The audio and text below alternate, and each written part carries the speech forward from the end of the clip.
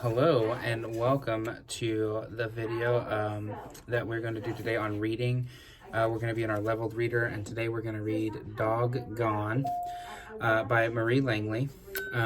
It is realistic fiction. So let's get going and see what we're doing. There are 3 chapters in this book. So I'm going to sit here. I'm going to try and hold it the best I can so you can see what I'm seeing. Let's go. Chapter 1. Time for a break, I think, said Papa. Eva and Miguel were on a road trip with their father. They were driving through a small town in the hills on their way to visit Abuelita, their grandmother. Great, I'm hungry, said Miguel, and Lucho needs a break too. Lucho, the family dog, gave a little whine at the sound of his name. He was in his crate in the back of the station wagon. Eva turned to poke her fingers through the wire door that kept Lucho safe inside while they were driving. The dog leaned forward, and Eva scratched behind his ear. She was glad they'd brought Lucho along and not left him at a kennel. Okay, said Papa. I'll pull in here and fill up with gas. Then call Abuelita and let her know when to expect us. You two can take Lucho for a short walk along the trail over there, and then we'll get something to eat at the diner. Miguel clipped the leash to Lucho. He and Eva walked the dog along the sidewalk and then turned onto a trail that climbed the hill behind the town. Lucho needs to run, said Miguel. He bent down to unclip the leash, and then everything happened in a crazy rush. A small, furry creature dashed across the trail ahead of them. Before Miguel or Eva had time to grab him, Lucho was off like a shot. He had energy to burn after being shut in his crate for so long. Lucho! Lucho! Cried Eva. She and Miguel scrambled up the hill. They stopped where Lucho had disappeared into scrubby brush at the side of the trail, but they couldn't see him. They called and called. He's not coming back, said Miguel. Eva stepped off the trail to go and look for Lucho. No, said Miguel, reaching out to stop her. We need to find Papa and tell him what's happened. It's no good if we get lost, too. Miguel and Eva ran back down the trail. When they got to the spot where it joined the sidewalk, they could see their father. He had parked the car in front of the diner and was just getting out. Papa, Papa, Eva called. Papa looked up as his children ran towards him. What's wrong? He asked. Lucho has run away, but Miguel blurted out. He took off chasing something. We called and called him from the trail, said Eva, but he hasn't come back. Papa sighed, scratched his head, and locked the car. Crazy dog. He probably hasn't gone far. Let's go find him. Miguel and Eva showed their father the trail, stopping where Lucho had vanished into the scrub. I'm glad you came to get me and didn't leave the trail, said Papa. Then he called for Lucho. He had a much louder voice than Eva or Miguel. The sounds echoed off the rocks and hills all around. Eva waited hopefully. She was sure Lucho must hear Papa calling. As she searched the landscape with her eyes, she desperately wanted to see the little dog come running, hurtling through the scrub, but there was nothing, not even an answering bark.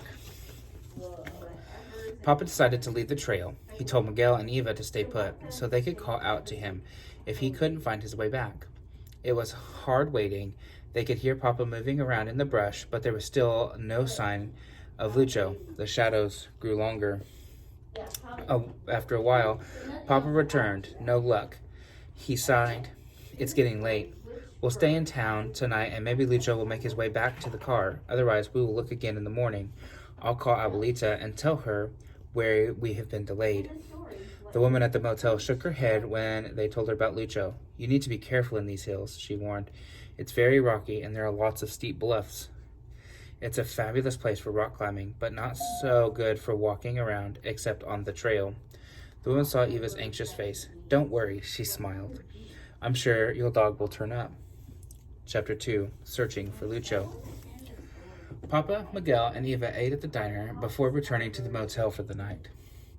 It was hard to eat or sleep, knowing their dog was missing. Where had Lucho gone? The next morning, Eva woke up when she heard the motel door close. Papa had been out to see if Lucho was waiting by the car, but there was still no sign of the dog. We'll have breakfast, Papa decided. Then take another look on the trail. Can we look before breakfast? Miguel pleaded. Lucho will be hungry too. A quick look then, said Papa. As they were leaving, the woman came out of the motel office and offered them a map. It's for climbers, really, but it may help you find your way around, the woman said. It shows the trail and all the different bluffs. Thank you, said Papa. I'm sure it will be very useful. Eva and Miguel and Papa made their way along the trail again. They called and whistled, just as they had done the day before, but still no luck. Let's go eat, said Papa. If we're going to leave the trail to search for Lucho, we'll need plenty of energy. After they were seated and had ordered some breakfast, Miguel asked to look at the map. Then Miguel borrowed a pencil from the waitress. I think this is where Lucho ran off the trail, he said, drawing an X on the map. Papa took the map and pencil from Miguel and shaded in a small area near the X. This is as far as I got with my search off the trail, he said. Their breakfast arrived, and they put the map aside for a moment. Eva stared as she ate. Why don't we draw a grid on the map, she suggested, finally, so we can keep track of places we've already searched for Lucho. That's a great idea, said Papa. Would you please do that, Miguel, since you have already finished eating? Sure, said Miguel, and I'll shade in the parts of the grid we've covered as we go. When they left the diner, they took water and extra food, for some of them, and some for Lucho. They were sure they would find him this time.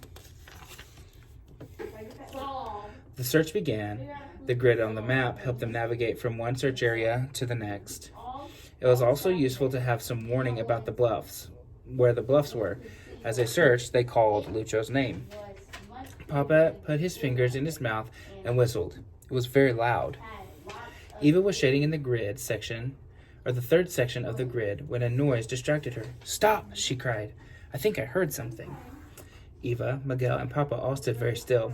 Somewhere in the distance, a dog was barking. That's Lucho, said Eva. I'm sure of it. Now, they had to locate him. They paused to decipher the map and figure out from which direction the barking seemed to be coming. As they walked, they all called Lucho's name. The barking gradually got louder. Finally, they came to the edge of a very steep bluff, with a warning sign at the edge. Stay back, said Papa. He got down on the ground and crawled forward. When he could see over the side, Papa shouted, Yes! Chapter 3. Saving Lucho. Lucho's about halfway down the bluff when he must have fallen and landed on that ledge that was just wide enough for him to fit. He was standing up, wagging his tail, and barking. He doesn't look hurt, Papa reassured the children. There's a bush sticking out from the side of the bluff. Maybe that broke his fall. Can we rescue him? Said Eva. I'm not sure, said Papa. He's too far down. Let's rethink this and figure out our options. There were climbers at the motel, said Miguel. Maybe they can help. Good idea, Miguel. We'll go back and ask them. Eva, would you please pass me some of the sausages from the bag of food? Papa didn't want a snack. He dropped the sausages down to hungry Lucho and crawled back from the edge. Then they used the map to retrace their steps. There were 4 climbers stowing their gear into the car in the motel parking lot. Papa explained what had happened to Lucho. I'm sure we can help, said Jody, one of the climbers. Give us a few minutes to gather the gear we'll need. It didn't take them long to assemble the equipment. Then everyone returned to the bluff. Lucho began to bark as soon as he heard them approaching. You'll be rescued soon, Lucho, Eva called. First, the climbers lay on the edge of the bluff, looking down to check things out. I've climbed here before, said Jody. I'll get ready to go down.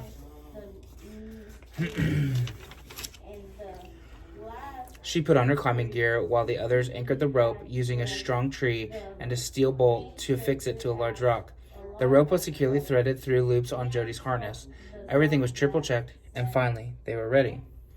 Jody descended the bluff. The other climbers gradually fed her more rope to lower her down, and slowly but surely, she made it to the ledge where Lucho was waiting. Once there, she quickly grabbed him. Lucho was so excited he was in danger of falling again. The other climbers dropped an extra rope and harness down. Jody strapped Lucho into the harness, attached the rope, and scooped him up. Ready, she called. The other climbers pulled on the ropes, while Jody used her feet and legs to push away from the rocks on her way up. Lucho seemed to know that he should be quiet and still. As at last, Jody and Lucho appeared above the edge, Eva wanted to run forward, but knew she must wait. When Lucho was released, he rushed over to his family, full of jumps, licks, and yelps. Miguel quickly clicked the leash onto his collar. We don't want to lose you again, Lucho, he said. Papa offered the climbers a reward, but they waved it away. We love climbing, Jody said. It's even better when we accomplish something. And today, we saved a dog. It was time for the family to get back on the road. Just wait until Abuelita heard the story of Lucho's adventure. That's our leveled reader today, guys. There's a few questions that you're going to be doing on it. But one that I wanted you to start thinking about as you are thinking about the story that we just heard.